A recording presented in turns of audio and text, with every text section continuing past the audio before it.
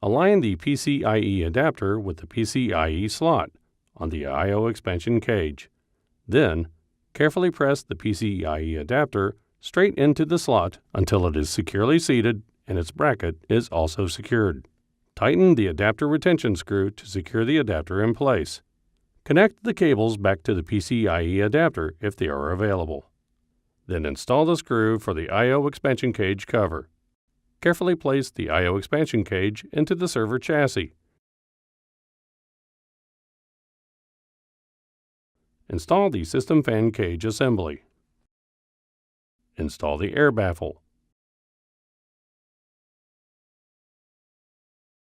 Install the top cover.